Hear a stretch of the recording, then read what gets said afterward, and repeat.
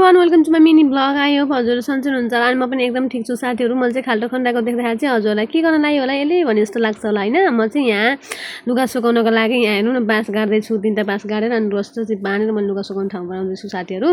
अनि यहाँ लुगा सुकाउने ठाउँ बनाइसकेपछि चाहिँ लुगा सुकाउँछु मैले होइन। लुगा चाहिँ अलरेडी मैले धोएर सकिसकेको छु। अनि घाम फेरि एकदम चर्को छ के थाहा हुन्छ र अहिले भर्खर चर्को घाम लाग्यो अनि साँझपछि प्यारेर पानी परेर फेरि डिस्टर्ब भगवान् अघि नै कपडा सुकाउनु पाएको भए सुक्थ्यो नि जस्तो हुन्छ नि त।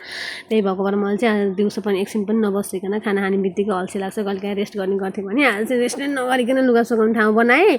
अनि लुगा सुकाएँ अनि लुगा सुकाउने मुनि चाहिँ एकदम फोहोर भएको छ क्या, पात पतिङ्गरहरू रुख बिरुवाहरू एकदम काट्दै त्यही फाल्दै गर्ने गरेको प्लास्टिकहरू पेपरहरू। अनि त्यसलाई पनि मैले आज सुकेको बेलामा सट्ट लाएर पोलिदिन्छु।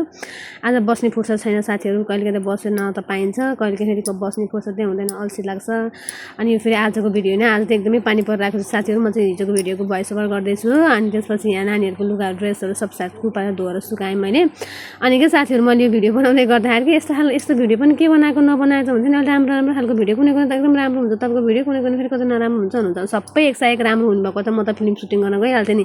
कहाँ राम्रो भिडियो बनाउन आउँछ, कहाँ राम्रो म राम्रै छु त नि भनेर भन्छु मैले चाहिँ। नि हाँसो मजाक गर्छु क्या साथीहरू, हो कि नै भन्नु त। राम्रो भिडियो राम्रो क्यारिकेचर गर्न आउने भएको भएदेखि चाहिँ हामी चाहिँ यहाँ कहाँ भाडा बजार बस्ने पनि फिल्म सुटिङ गर्न गइहाल्थ्यौँ नि। सिक्दैछु साथीहरू, हजुरले भने जस्तै म सबैको भिडियोमा चाहिँ पर्फेक्ट हुनेछु एक दिन न एक दिन भन्ने आशा गर्दछु। अनि हजुरहरूले चाहिँ माया गरिरहनु भएको छ, आगामी दिनहरूमा पनि मलाई साथ सपोर्ट गरिदिनु होला, माया गरिदिनु होला।